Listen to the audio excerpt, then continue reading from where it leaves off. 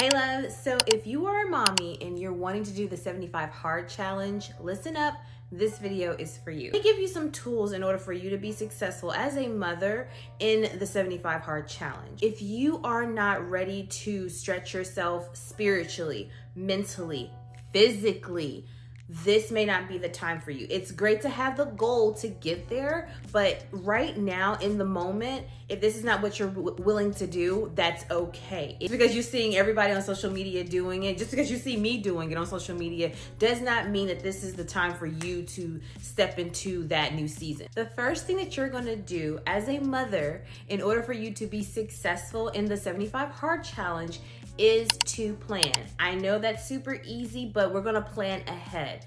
You have to plan your workouts, you have to plan your meals, you have to plan the pickup and drop offs from school, you have to plan the grocery shopping list time. Here it is. It sounds like it's daunting and I know you're super busy, but if you fail to plan, you're planning to fail. If you do this in the front end, on the back end, you'll be so much more satisfied, so much more at ease, and so much less stress, okay? I will link my acrylic board and my acrylic calendar that I have on my refrigerator below, but on your acrylic board, what you're gonna do is write out every day your meals. So that's breakfast, lunch, dinner, snack, and then your gallon of water, or your gallon of water, okay? And so what that looks like is for breakfast, what do you plan on doing for breakfast for the next day? What do you plan on doing for lunch for the next day? Did you meal prep the day before or the weekend before? What are you doing for dinner? What are you doing for your snacks? If you're working full time and you're pretty much gone for about 10 hours out of the day because you have to get dressed, drive to work, do your full shift, sit in traffic and get back home, especially when you have kids, you need to meal prep. And then the other acrylic calendar is going to have the layout of all activities, okay? That's the first part of your plan. Any special activities, whether it includes the kids or it includes your workouts, you're gonna put on the actual acrylic calendar. These are two separate boards that you have on your refrigerator, okay? So on the acrylic calendar, you're gonna write out if you're working out at 6 p.m. on Monday instead of 6 a.m. on Monday. Or if the kids have soccer practice on Thursday, you're gonna put Thursday's workout is gonna be 6 a.m. This is where all of the family can see what the actual day-to-day schedule will be. So there's no and, ifs, or questions about it. Now, of course, things change, things happen. You need to write it down, make it plain, and make sure that everyone is on the same page. Mommy and daddy have to do this for them so that they can better serve you as parents, right? And so it's not being selfish, it's not being self-centered to make sure that your health is your main priority for this season so that they can benefit from it in the long run, okay? First part of your plan is gonna be to buy the 2 acrylic calendars. The second part of your plan, it kind of goes in with this, is going to be the meal prepping. Meal prepping is so important. There are gonna be those weeks or those days where you're like, okay, I want something fresh, I'm gonna actually cook today, whatever. But for the majority of your week, when you go grocery shopping and you're cooking for the entire family, I need for you to make sure that you are meal prepping for at least 3 to 4 days out of the week. Midweek, you can always go to the grocery store, do a quick little grocery haul, and do the same thing midweek if you're tired of having, salmon and rice and asparagus.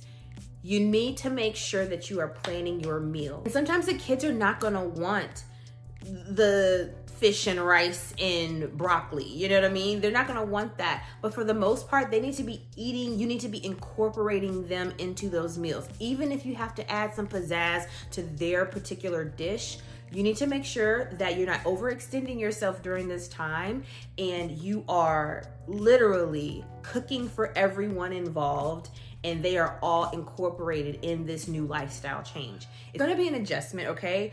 I am not requiring my children to eat such a, I won't say restricted diet, because I did not choose a restricted diet. We just don't do processed foods. For me and my husband, we decided to do the challenge together. So my husband and I, we don't restrict them so much. They still get their Fun Friday pizza. They still get their Sunday afternoon,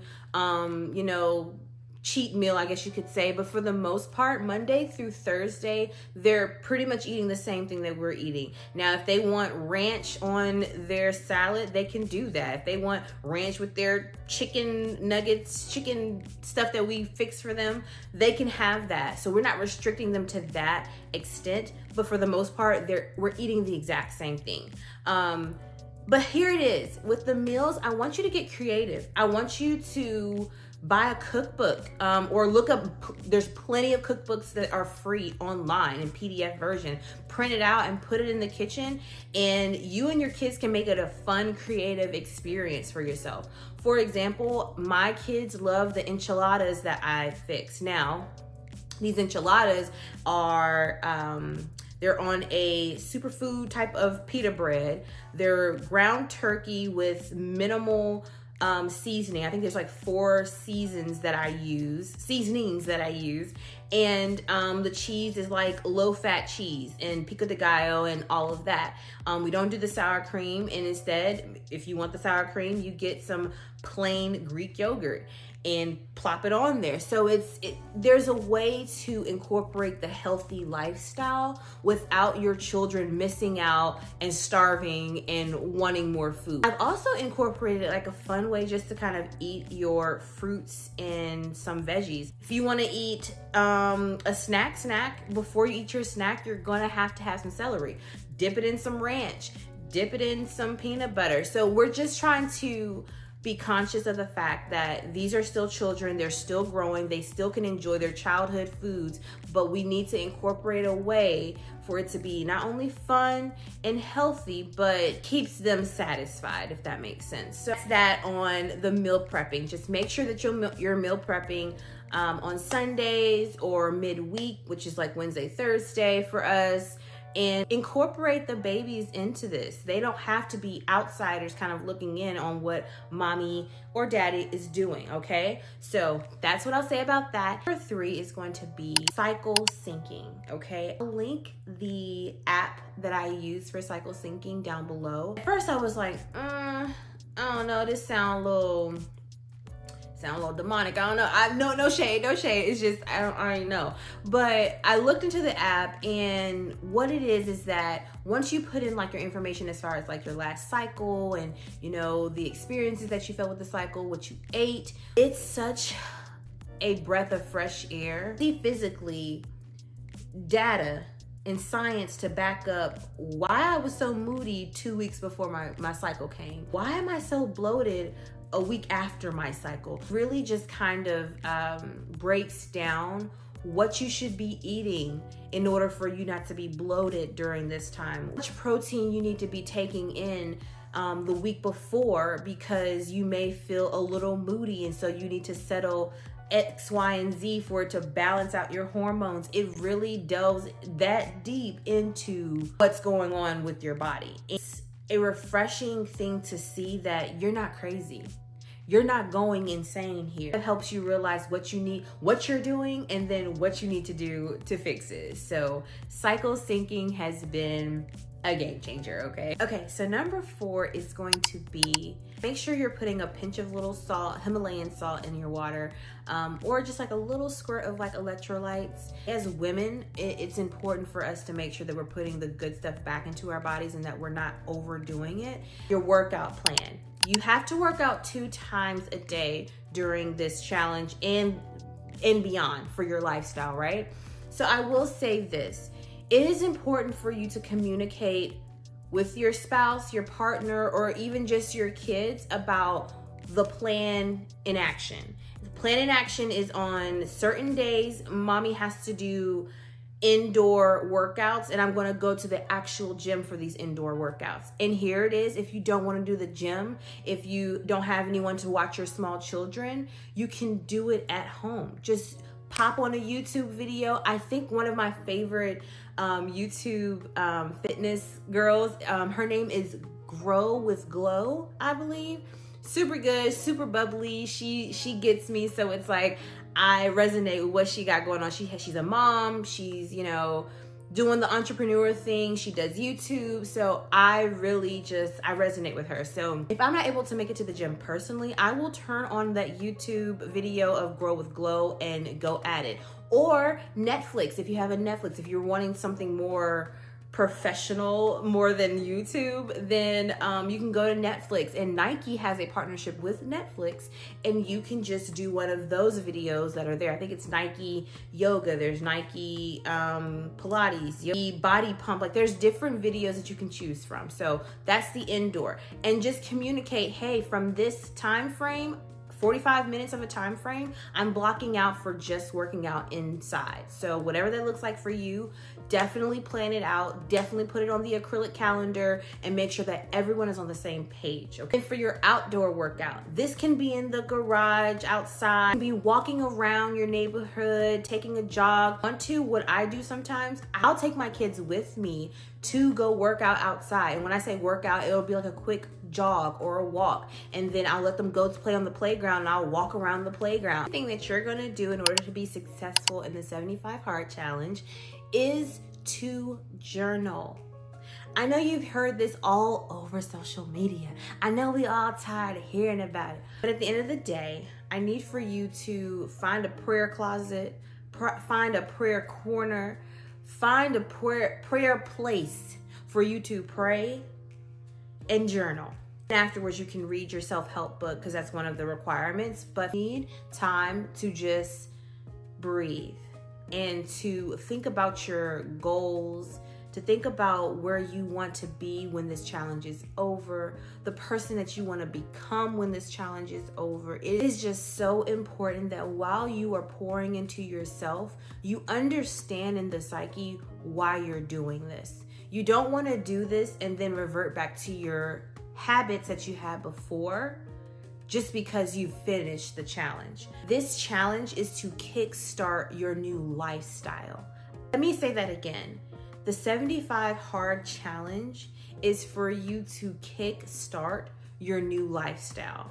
This is a new person. By the end of this challenge, you're somebody else. We don't know the old person that you were in 2023.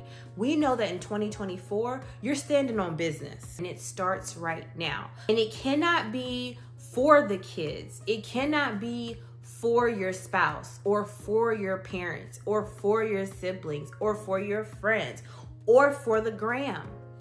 It cannot be for that. It has to be something within you that needs to change. It is vital for your health, your mental health, to understand why you are doing what you're doing. And it's not because you need to get into a bathing suit for your birthday. It's not because summer's around the corner. Those can be very great perks to what you will become within the next 75 days, but keep in mind, you're doing this for you. So I say all that to say, journal your thoughts, journal your goals, think about where you want to go, find a space every day to just decompress.